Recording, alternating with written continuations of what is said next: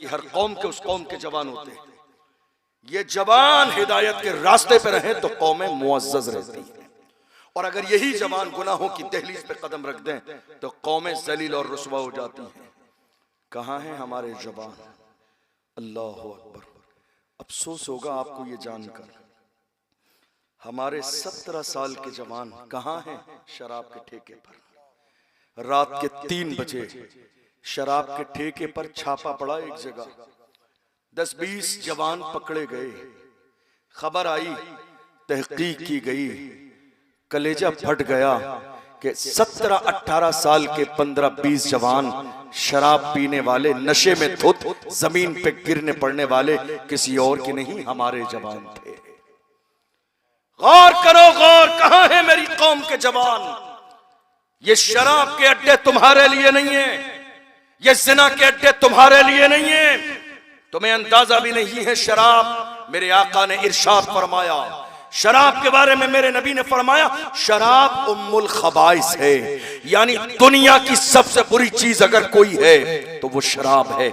इंसान जब तक शराब नहीं पीता है हजारों गुनाह से महफूज रहता है, लेकिन जब इंसान शराब पी लेता है तो हजारों ऐसे गुनाह कर लेता है जिसको करने के बारे में जिंदगी में कभी उसने सोचा ही नहीं। एक औरत, अल्लाह अकबर, एक पारसा नेक परहेजगार इंसान को जंगल में रहता है, इबादत करता है, बुलाया अपने घर में किसी बहाने से।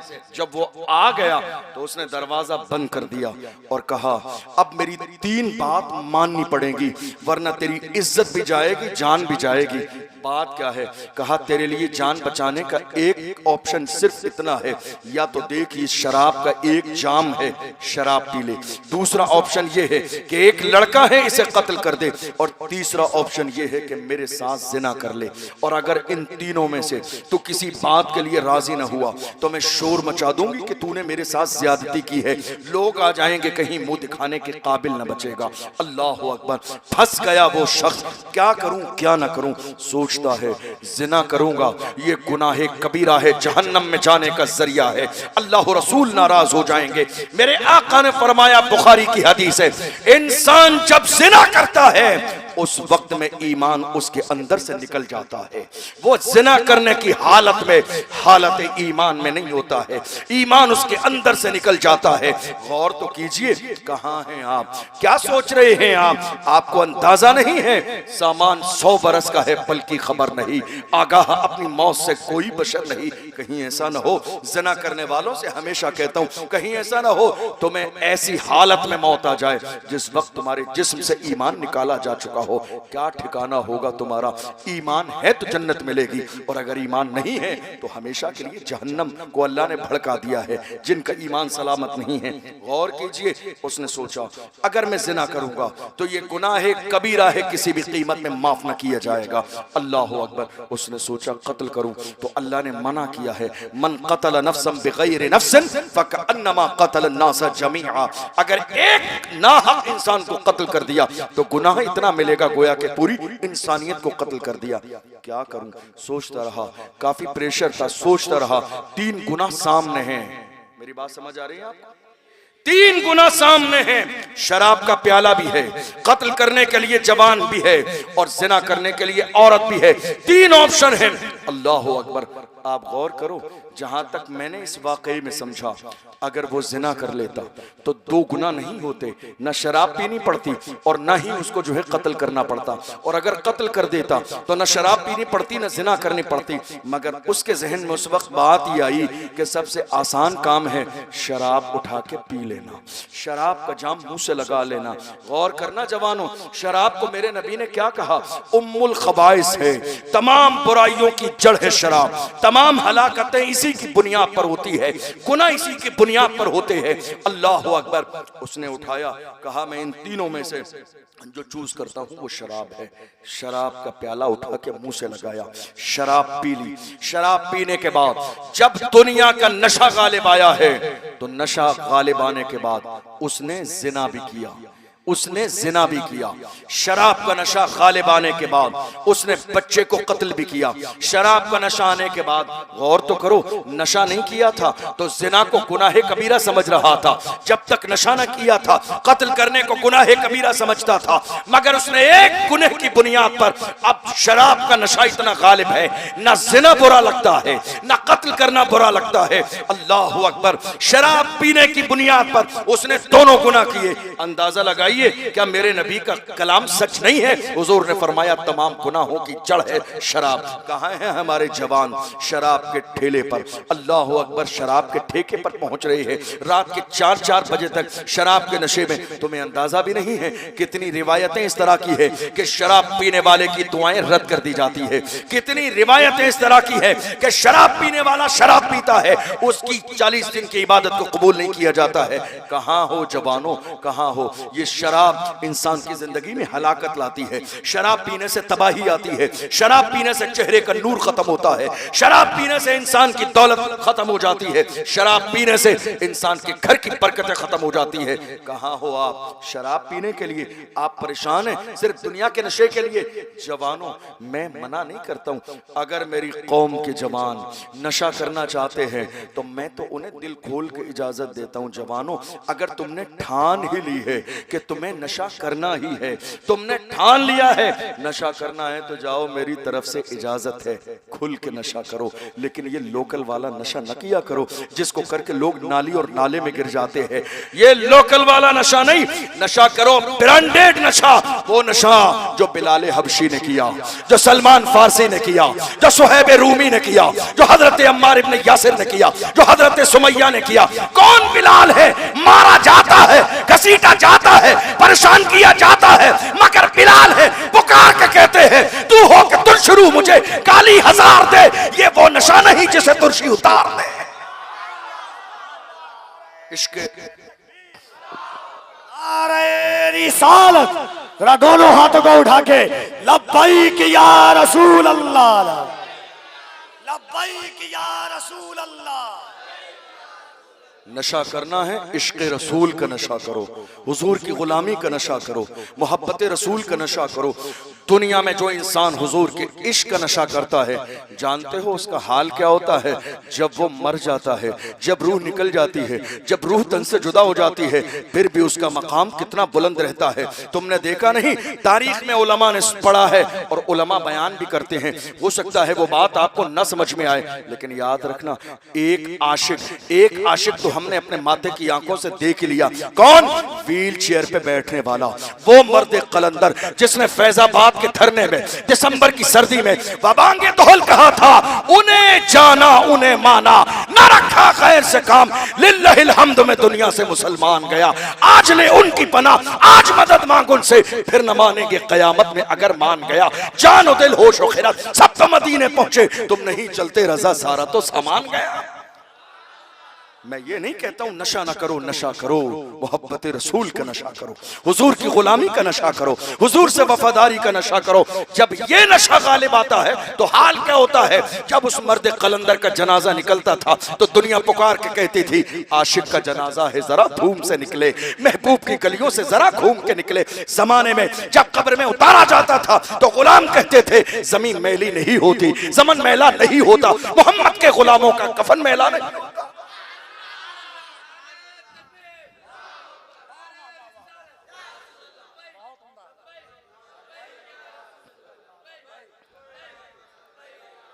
नशा नहीं जवानों, बाज आ जाओ इस नशे से। ये हलाकत का जरिया है, ये तबाही का जरिया है, ये बुराई का जरिया है। हमने किसी भी नशा करने वाले को समाज में मुअज़्ज़ज़ नहीं देखा। आप कहते हो आदत पड़ गई है, छूटेगी कैसे? आदत पड़ी है, छूटेगी कैसे? मेरे इस जुमले को दिल के कानों से सुन के चाहिए। तुम हुजूर की मोहब्बत का नारा लगाते हो तो हुजूर के गुलामों ने एक बुरी आदत नहीं, हुजूर की मोहब्बत में तो दुनिया छोड़ दी है। तुम कहाँ एक बुरी आदत की बात कहते हो?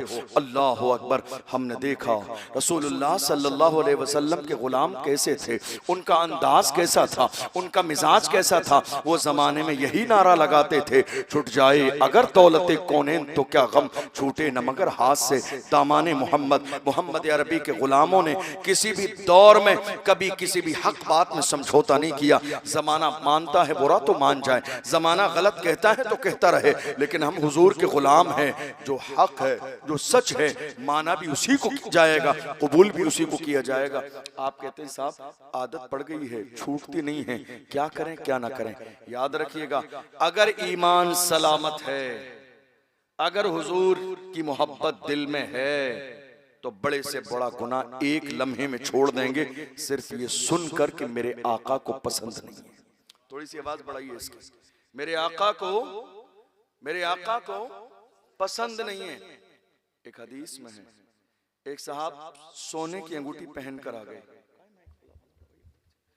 एक साहब सोने की अंगूठी पहनकर हुजूर की बारगाह में आए। अब हालत ये हुई कि मर्द के लिए सोना पहनना जायज नहीं है। ये मसला मालूम है आपको? मर्द के लिए ना वो जंजीर पहन सकता है, ना वो हाथों में एक अंगूठी जायज है बस। हमारे यहाँ हो क्या रहा है मालूम है? जिन पीर साहब के हाथों में 10 अंगूठियां हैं, वो हमारी कौम कहती है बहुत पहुंचे हुए हैं, बहुत पहुंचे हुए हैं, जहन्नम तक पहुंचे हुए हैं। समझ रहे हैं आप? याद रखिएगा, तरीकत पीरी मुरीदी का दारो मदार शरीयत है। जो शरीयत का वफादार न हो वो पीर न है, न पीर बनने के काबिल है। हमारे यहाँ शरीयत सबसे अहम है। आप गौर कीजिए, एक शख्स आए, हाथ में सोने की अंगूठी, मर्द के लिए जायज नहीं है। मेरे रसूल की नजर पड़ गई। देखो ईमान वाला कैसा होता है, एक आशिक कैसा होता है। आप गुनाह करते हुए कहते हैं क्या करें हजरत, छूटता ही नहीं है। ईमान वाले कैसे होते हैं? अल्लाह के महबूब की नजर पड़ी, हुजूर ने फरमाया क्या बात है, जहन्नम की आग को हाथ में लिए घूमते हो, मर्दों के लिए जायज नहीं है। मेरे आका ने नाराजगी का इजहार फरमाया, वो अंगूठी उतार कर वहीं मजमे में फेंक दी गई।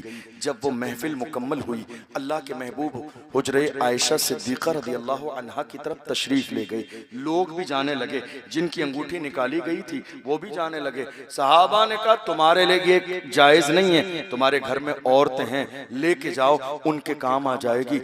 अब जो सुनो ईमान वाले का जुमला क्या होता है। उन्होंने कहा अल्लाह की इज्जत की कसम, जो चीज मेरे नबी को पसंद नहीं है, जो चीज मेरे रसूल को पसंद नहीं, जो चीज मेरे आका को पसंद नहीं, उसको लेना तो बड़ी बात है, उसकी तरफ देखना भी मेरी मोहब्बत को गवारा नहीं है। वो चीज उठाना तो बड़ी बात है, उसकी तरफ देखना भी मेरी मोहब्बत को गवारा नहीं है। कौन थे ये ईमान वाले? कौन थे ये आशिक रसूल? कौन थे ये वफादार रसूल? कौन थे ये जिन्होंने लब्बैक का नारा लगाया था तो उस नारे पर कायम थे? हम नारा लगा रहे हैं लब्बैक या रसूलल्लाह, नहीं छोड़ेंगे। हमारे यहाँ मालूम है क्या होता है? हमारे यहाँ अगर जुमे के दिन इमाम साहब, मुझे नहीं मालूम आपके यहाँ के हालात क्या हैं, आप ये मत कहिएगा इमाम साहब ने कुछ सिखा दिया होगा। इमाम साहब शरीफ आदमी है, मेरी कोई ऐसी मुलाकात नहीं, सलाम दुआ के अलावा। लेकिन मुल्क का हाल ऐसा है, अगर कोई भी आलिम दीन मस्जिद का इमाम कौम में किसी बुराई को, जैसे ढोल बाजे आज है या नहीं, हमारे यहाँ शादियों में ढोल बाजे डीजे, अगर कोई आलिम दीन जुमे में तकरीर कर दे, तो अगर जिसके यहाँ ढोल बाजे डीजे बजे हैं थोड़ा सा दौलतमंद इंसान है, तो वो अपनी दौलत के नशे में इतना चूर रहता है कि कमेटी को कहता है जितने भी पैसे लगेंगे मैं खर्च करूंगा, इस इमाम को बदलो, इस इमाम को बदलो, दूसरा इमाम लाओ। खुदा के बंदे कुछ तो शर्म कर, कुछ तो लिहाज कर। ये जिस दौलत पे तू इतराता है, खुदा देना भी जानता है, एक लम्हे से पहले वापस लेना भी जानता है।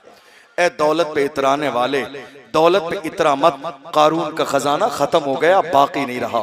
शद्दाद की जन्नत बाकी नहीं रही, हामान का पावर बाकी नहीं रहा, अबू जहल का रोबो दबदबा बाकी नहीं रहा। जिन्होंने जितना ज्यादा गुरूर किया है वो उतना ज्यादा जलील हुए, वो उतना ज्यादा रुस्वे हुए।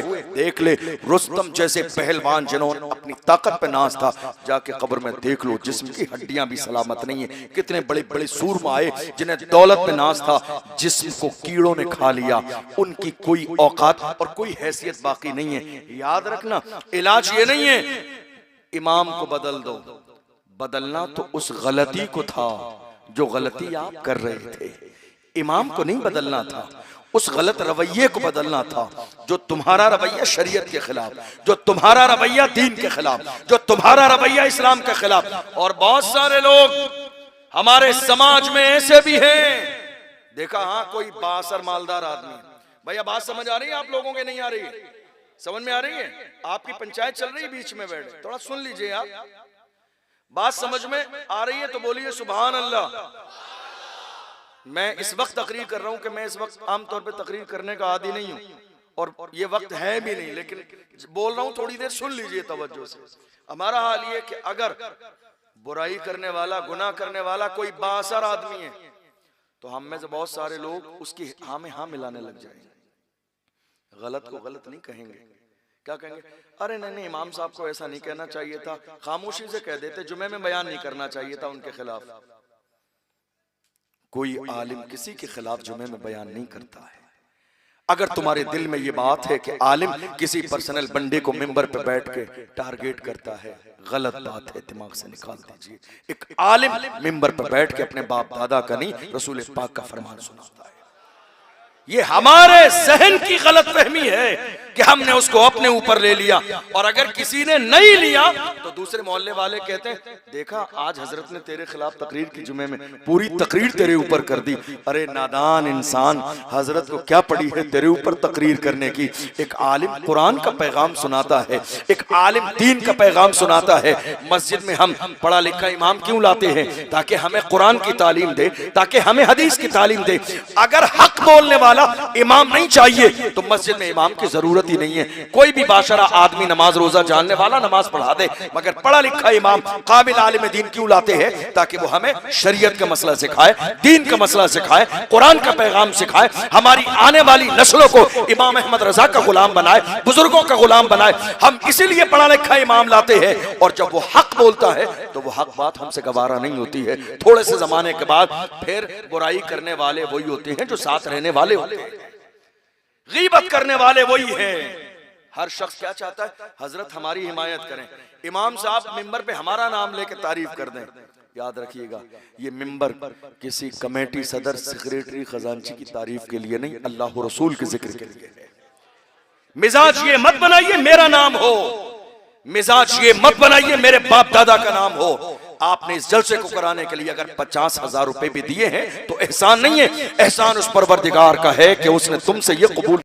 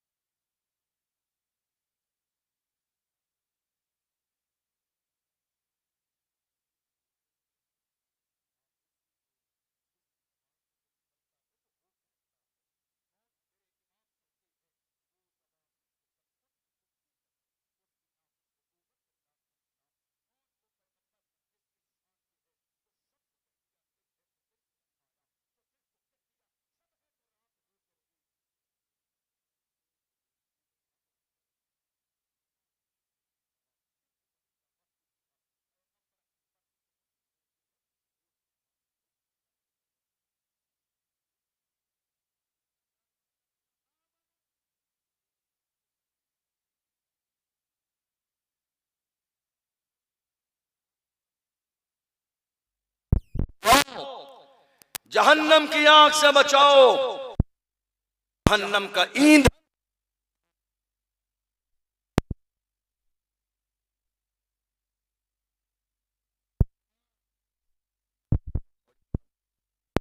जिना करने वाले, जिना कबीरा गुनाह है। और जिना करने वाले आज के जमाने में सिर्फ नौजवान लड़के नहीं हैं। शर्म से सर तो तब झुकता है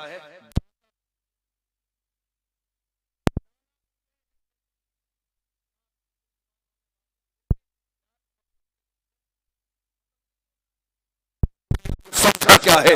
दुनिया बनाने वाला परवरदिगार कहता है वमल हयातुद दुनिया इल्ला मताउल गुरूर, दुनिया की जिंदगी तो सिर्फ एक धोखा है। जिसने दुनिया बनाई है वो परवरदिगार कहता दुनिया की जिंदगी एक धोखा है।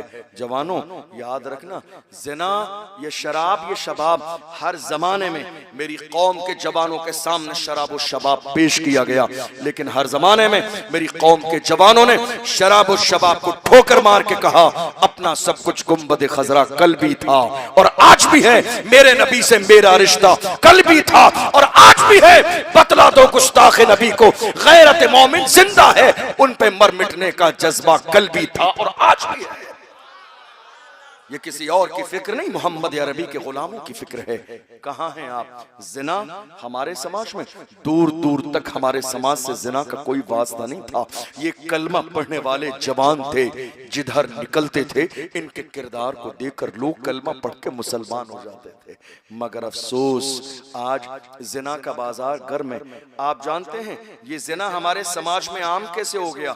जिना कई तरीके का है। जिना आंखों का भी है, जिना हाथों का भी है, जिना पैरों का भी है, और जिना जो आप जानते हैं जिना है। याद रखना, अगर अपने इन आंखों से जिना के गलत मनाजिर देख रहे हैं इंटरनेट पर तो ये आंखों का जिना है। हाथों से जिना कर रहे हैं तो ये हाथों का जिना है। जिना की तरफ जा रहे हैं तो ये पैरों का जिना है।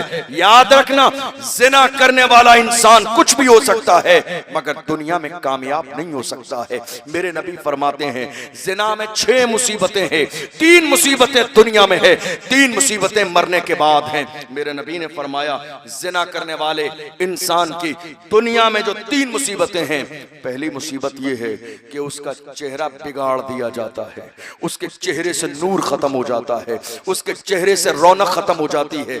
आप क्या समझ रहे हैं? किसी शादी में जाने के लिए, शादी ब्याह के मौके पर, वलीमे के मौके पर, किसी फंक्शन के मौके पर आप जाके किसी बड़े सैलून वाले के यहाँ बहुत ज्यादा मुंह को जो है रगड़वा लेंगे, फेशियल करा लेंगे, चेहरा चमक जाएगा।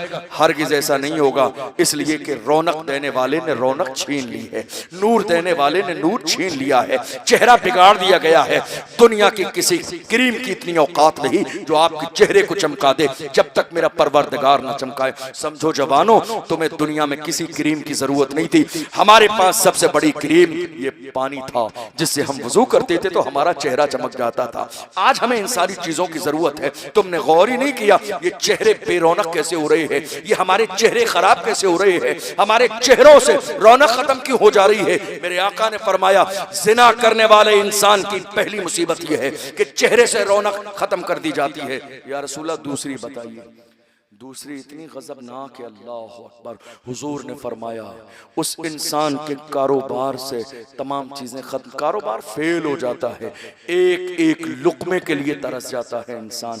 आप सोच रहे हैं किसी बाबा ने दुआ तावीज कर दिया इसलिए कारोबार फेल हो गया? नहीं, मेरे नबी ने फरमाया जो इंसान जिना का आदी हो जाए उसके रिस्क से बरकत को खत्म कर दिया जाता है, रिस्क में तंगी आ जाती है, मुसीबतें आती हैं उसके दरवाजे पर और उसकी जिंदगी में। किस इंसान के जो जिना करता है।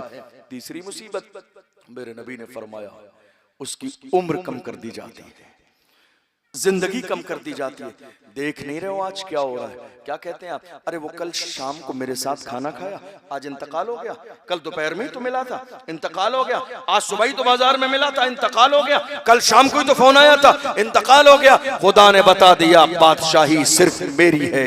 याद रखना कुल्लु नफ्सिन ज़ाइक़तुल मौत, जो दुनिया में आया है उसे मरना है, इसलिए बाज आ जाओ गुनाह से। या रसूल अल्लाह, मरने के बाद की मुसीबत क्या है? फरमाया जो ज़िना करने का आदी बन जाता है, अल्लाह अकबर, अल्लाह उससे नाराज होगा, कयामत के दिन का हिसाब सख्त लिया जाएगा और अल्लाह उसे जहन्नम में डाल देगा। एक औरत ने, एक नौजवान